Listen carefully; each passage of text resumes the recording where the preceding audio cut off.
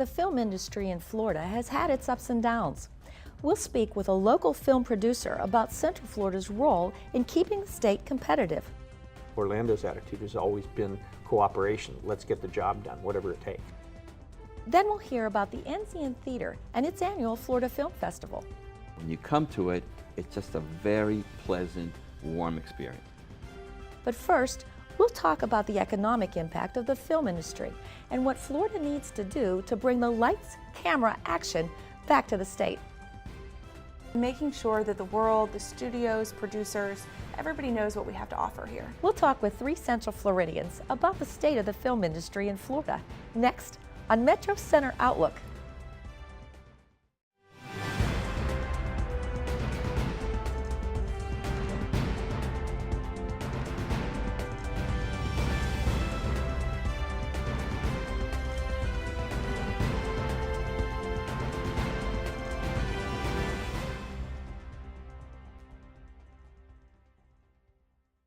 Hello, I'm Diane Trees. Through the years, numerous films and TV shows have been shot right here in Central Florida. Joining us now is the director of the Metro Orlando Film Commission, Sheena Fowler. Sheena, welcome to the show. Thanks for having me. What's the role of the Metro Orlando Film Commission? The Metro Orlando Film Commission is part of the Metro Orlando Economic Development Commission. So at the end of the day, we're here to create jobs. And doing that, we're promoting the region as a premier filming destination. We've got incredible locations, a great variety at that. The weather, I can't take credit for, but we definitely take advantage of it. An incredible crew. So we're putting them to work and making sure that the world, the studios, producers, everybody knows what we have to offer here. So what are some of the services that you offer film production companies that want to work in our area? Film commissions across the globe are really a wonderful liaison for productions who are new to the community. You make sure that you have all the permits that they need.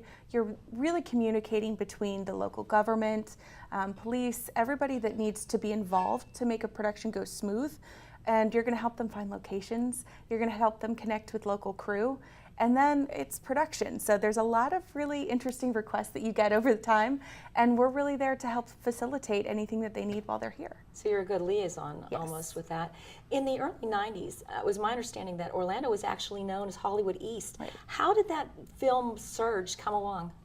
You know, it was, Hollywood East kind of makes me cringe. A lot of us, we just don't necessarily like that term because we think we stand on our own 2 feet.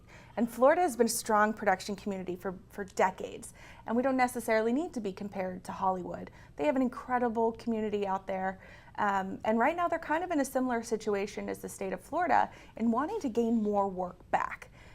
So we had a surge with Nickelodeon in Orlando, and a lot of our crew is really remaining from those days. They built their careers here, they have families here, and we want to make sure that they keep working here. So you mentioned about rebuilding. Right now, we're not in even the top 3 states for film production. What has happened to make such a change? Well, in 2002, Louisiana got started with a state tax incentive for the film and digital media industry, and that really changed the game. Prior to that, Canada was really the only community that was in it, and production started to realize that they could go to a state, and the state would give them money back. Most of the production incentives are transferable tax credit. So Florida was behind the game in getting involved because we never had to incentivize production before. This is what we do. We have the weather, we have the crew, and we have the locations. What more do you need? And that's how the industry worked for decades. Location, location, location. And when you had the infrastructure to support it, which we did, including Universal and everything that we had here, it was just the easy place to come film. So now we're working with incentives and we're working with our state to make sure that we can maintain the same legacy that we've had for ages. And at the end of the day, it's putting people to work, making sure our businesses can sustain, that our crew is working, our talent is working. According to SAG-AFTRA, Florida is actually the 3rd largest talent pool in the United States. A lot of that's between Orlando and Miami. Is that because of the entertainment industry? Yeah, a lot of them can work here at the theme parks, and then they can come and they can work on commercials and feature films and still make a living television. while you're trying to work. Exactly. Right. Now you mentioned competition. I was thinking more of other states, but you mentioned Canada. Who are our major competitors? I would say within the United States, Louisiana, Georgia, and New York are some of our toughest competitors. They have really robust incentive programs. So while we have an indigenous incentive state that we're rich in all of these things here, now we're cash poor. And it's very difficult to talk to a producer when they're looking at a state where they're going to get 30% back of their budget, and I can't give them that. That's a huge amount back. It is. Talk a little bit about then the economics. What makes these incentives and tax credits then? What's the other side? What comes back to Florida? Our program in Florida is an incredibly conservative program, and we support that. The other states, they give 30% back on your budget, whether you have in-state or out-of-state crew.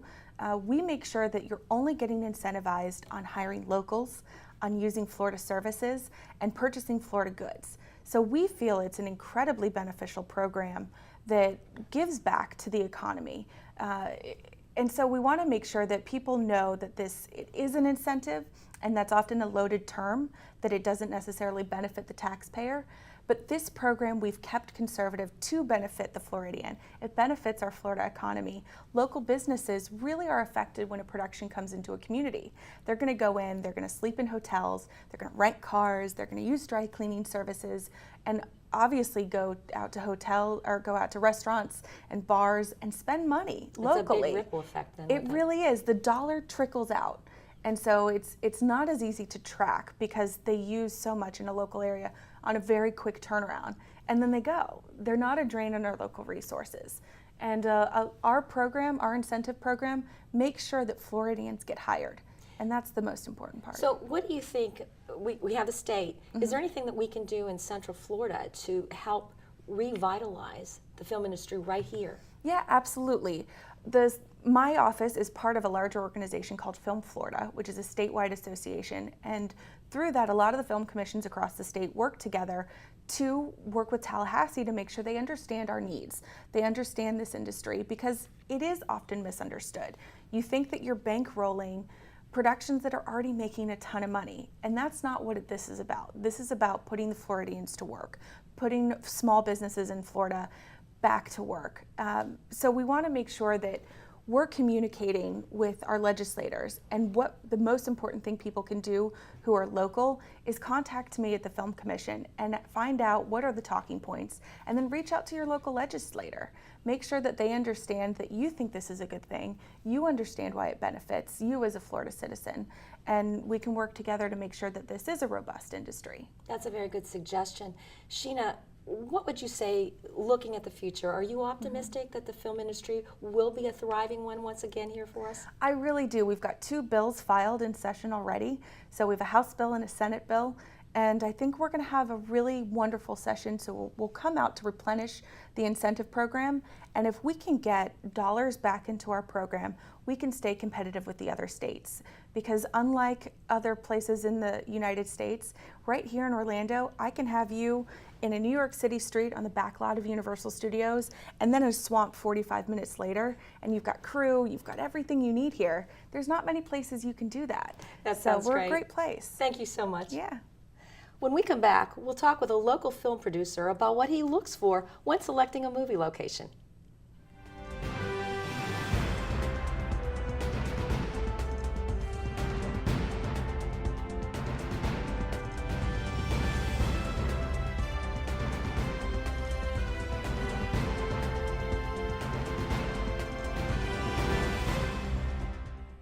Kim Dawson is a local film producer with an extensive history in Central Florida. Kim, welcome to the show. Thank you very much. It's nice to be here, Diane. You were an independent film producer in Los Angeles. What brought you to Central Florida? I moved here in 1988 to produce the Mickey Mouse Club for the Disney Channel, and we've just stayed. What are some of the productions you've been involved with? Well, after the Mouse Club, I did the Teenage Mutant Ninja Turtles. Excellent. I produced a movie about Bobby Jones. I worked on the Tarzan project here locally. And recently, we did a movie called Letters to God and another movie called Renee, which is now titled To Write Love on Her Arms. When you are looking for a location to shoot, what are some things that are important to you? Well, I think as much as anything, you want diversity, and Central Florida has a lot of diversity. It doesn't have mountains, but besides that, it has virtually every look you could imagine. So terrain diversity is important to what you want. Yes, it absolutely is, as well as the the building, the structures, the whatever it is, and you look for friendly places to shoot as well. That's a big factor. What's a friendly place? Well, Orlando's a very friendly place. Back in when I first moved here, Florida had set up this film office in Tallahassee, and they created zones locally that were all film friendly. So wherever you went, you knew that you had a film friendly zone. Now, not every place is film friendly. A lot of communities don't like film around them.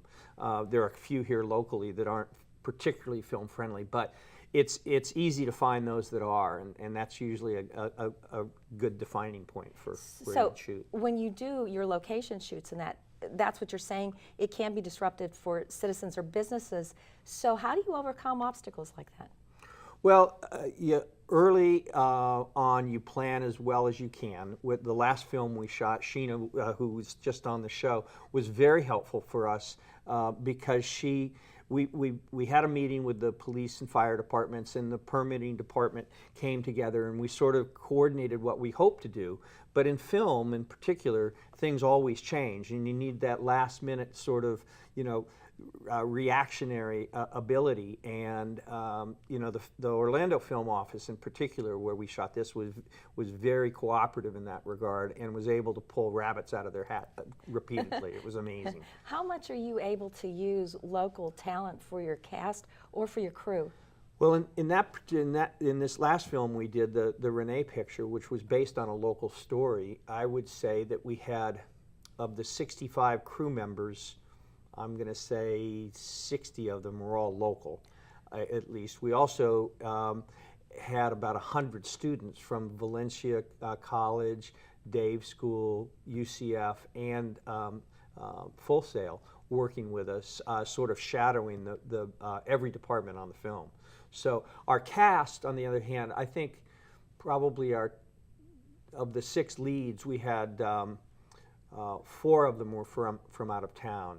2 of them were Florida based, but all of the extras, all of the secondary actors we found locally or from Miami or Jacksonville or Tampa. Kim, what would you say are some of the strengths then for Central Florida in particular for the film industry? Well, I think it's always had this reputation for being a very friendly place, a place where the crews and the staff members and people who are in the business are willing to go that extra mile to make the production as great as it can be, and that's always a key. Attitude can work against you at times, and here Florida's attitude has always been, and particularly Orlando's attitude has always been cooperation. Let's get the job done, whatever it takes. What are some things you think that we could work on improving that might be even more helpful to you? Well, I think the big thing is the film incentive, because now we're competing with all the other states in the region, with Georgia and South and North Carolina and Louisiana, Mississippi, Alabama. They all have robust film incentives, and that probably more than any other factor is what draws business, both television and film, and music video production, gaming, and so forth. And that's a big deal. It's because it flows to the bottom line in one form or fashion. So possibly on a statewide level to have some more legislation passed for tax credits and incentives? Well, I think as a producer, we always look for ways to squeeze to put downward pressure on the budget, but to also raise the ability to earn revenue. And you can view the incentive as doing just that, as putting downward pressure, because it takes money that you would otherwise have to spend. You're going to get you're going to get it back in some form. Now, I will say that there are plenty of people here in Orlando even who will buy those incentives. So in our case, we were able to use Universal Studios, who on the last film we did, we had an incentive, and that tax rebate was purchased immediately for a good return, and it was very easy. It was I mean, the state itself, the film office and the local film offices make the process extremely easy. You have to be diligent about it, but it's not it's not, there are no barriers to it as long as you follow the rules and meet the criteria. Orlando's home to several world-class entertainment schools, film schools. What advice would you have for a student who's looking to get a career going in the film industry? Well, I think there are a lot of opportunities both here but also elsewhere.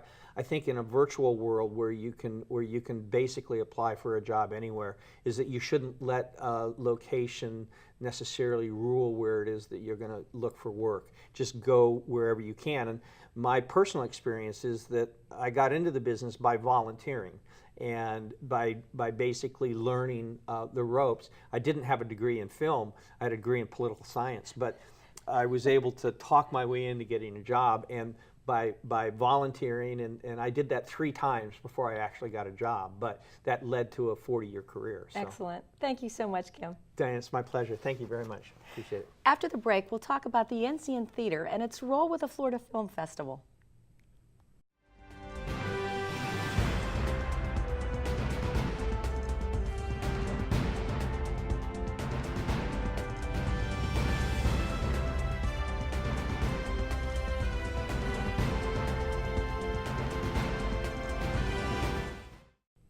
Henry Maldonado is the president of the Enzian Theater in Maitland. Henry, welcome to the show. Thank you very much. The mission statement for the Enzian, it reads, to entertain, inspire, educate, and connect the community through film. How does the Enzian do all this? Well, we do it by bringing films to Orlando that if it weren't for us, we wouldn't see.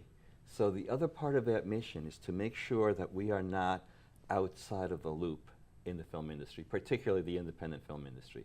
And Enzian is a full year, all week long cinema that brings films that are daring, interesting, fascinating, and very, very worthwhile. And if we don't bring them here, we may not get to see it, and we may be out in the far, far areas outside of the film industry. So what types of films? Those are characteristics. So what types of films do Well, you show? they vary a lot. We don't shy away from foreign movies, but a lot of the films are. It's interesting because the independent film is something which no longer defines a format. It used to be that independent films were wild and all that kind of stuff. Well, most films now are independent films that eventually are picked up by a studio.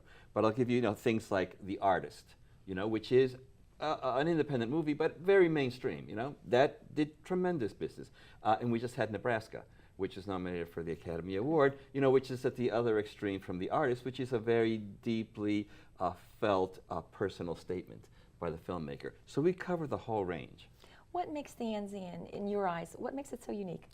What makes us so unique is not only do we love movies, but we love people who love movies. And that's a very important thing, is that we program for people we know love movies. We're not trying to kind of capture them and seduce them into watching whatever.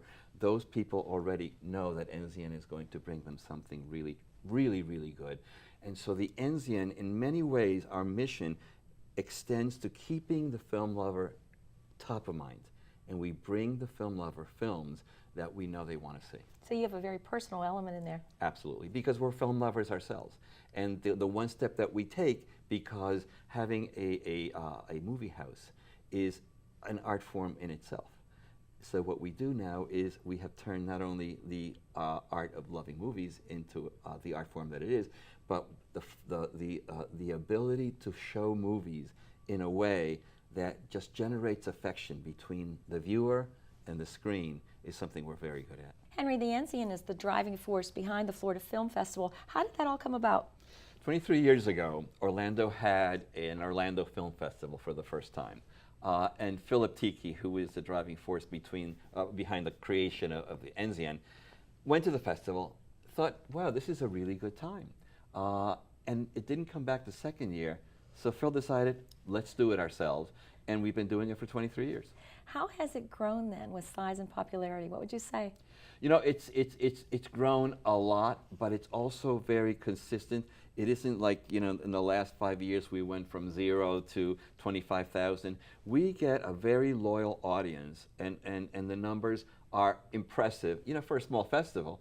And we get a tremendous amount of people from out of town. and we get a lot of filmmakers who like to come to the festival. We are listed among the top 50 in the world.